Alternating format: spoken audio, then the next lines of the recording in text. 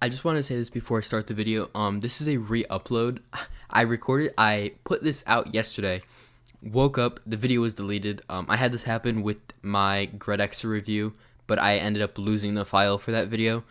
So yeah, this is a re-upload. If you saw this, I'm sorry, but yeah, starting the video. All right, this is kind of a special review. And even before I start this, I said this in my meta review. My lighting is not set up. I had like a whole lighting thing I was gonna set up, but I just haven't had the time. I moved. I just have a bunch of life stuff going on. But getting into the review, this is the M2K. And even before I start this is a very niche product. I don't expect anybody to buy this, but you will probably know it once I get into it. There was another version of this mouse before this one that had no scroll wheel. It's called the M1K. And it's made by Zaunkoenig, which is just a group of like 2 people, I'm pretty sure. As you can see here, this is what you get in the packaging. You get a picture of them, and inside you get a dummy PCB just to see how the PCB is. You get a signings of them, and you get a whole note. Now, this is the box it comes in. It is a really nice box. Yeah, but getting back to the mouse. So this is a 24-gram mouse. With the scroll wheel, there's obviously no side buttons, and it is fingertip only.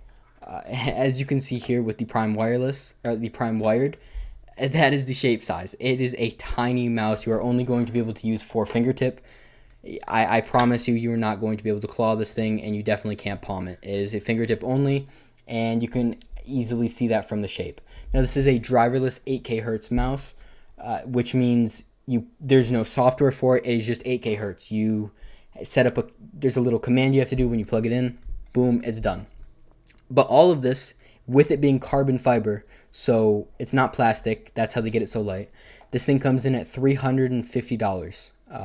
That is a price to pay. That's why I said it is a niche mouse. 3360 Japanese Omrons, driverless 8K Hertz, carbon fiber, 24 grams. Now we're going to get into a sound test, and then I'll get more into detail about the other stuff. Right and left click. Scroll wheel. All right, so the right and left click are probably my dream clicks. They are absolutely amazing. They're instant. They feel extremely responsive. They're Japanese Omrons. They do have some post travel, but I'm pretty sure that is on purpose. Vaxi does this. It kind of gives it more of like a cushiony feel. It's not too much, but it doesn't make it like a hard bottom out. And there's no side wobble at all. And the scroll wheel is also top tier. Probably one of my favorite scroll wheels I've ever tried. It is ceramic coated or something like that. Feels really solid. These steps are really defined. And it feels really responsive. And the click is really clicky. Now, as you can see, it has a distinct, I don't know what you call this, pattern. That is obviously the carbon fiber. And the coating on this thing, it feels like it has grips on it. And it is a amazing coating. It not sticks to your hand, but like it's stuck on your hand. Your hand will not leave this mouse. Now, there is no base plate, so everything is completely exposed. You're not going to put anything in danger, but because of that, you have very small feet. And these are core pad, I don't know what you want to call these, like dots, triangles, whatever you want to call them. They're core pads. And you know that because they build stuff up around the sides. They don't tell you what they are, but they are core pads. Now, me using this on a SkyPad, it feels fast. Like, it just feels faster than any other mouse. Because it's so light, it's something you can't explain. It just feels like there's no effort to push this mouse, and it really feels like you're using your hand to aim. And it is just an amazing feeling. But I just could not get used to no side buttons. And I did order this on June 21st, I'm pretty sure, and I just got it. That's because they make it from like 2 people. I don't expect it to ship any faster. I'm perfectly fine with waiting. It is a niche product, handmade. There's going to be no QC issues, and I know that. So the wait times don't bother me at all. Now, getting into the cable, and also I'm going to talk about the sensor. So this is a 3360 sensor. I'm pretty sure 3360s don't fully support 8K Hertz. So when you set it to 8K Hertz, it's kind of like a max of 8K Hertz. Visually, for me, when I use Zowie polling rate checker, I could only get 4500 to 4800, but I'm not sure if that's a visual thing and it's actually running at 8K hertz or it's really at 4500 to 4800. But either way, it does feel different. It feels a little bit smoothed out.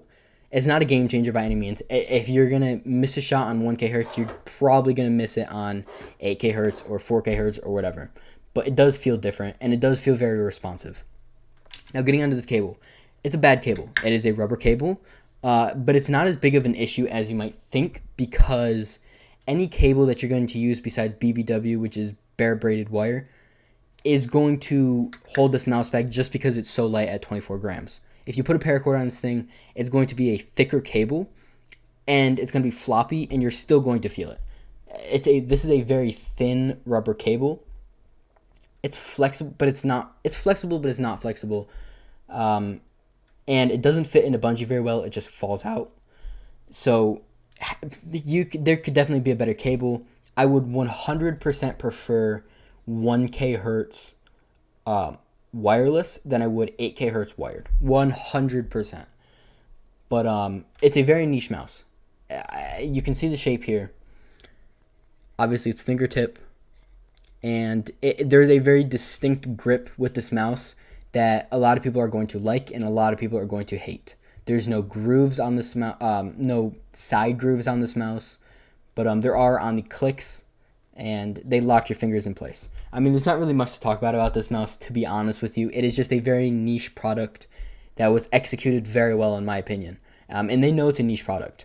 But personally for me, I just could not get used to it. But it is an S tier mouse in general. If this mouse had one side button on it, I would probably main this thing. But I do use one side button in game, and I just can't get used to not using it. But yeah, it's a very, very nice mouse. That's me in this video. S tier mouse. Peace. Like and sub. Use my Addis Ink link. It's all going to be in the description, and follow my Twitter. Peace.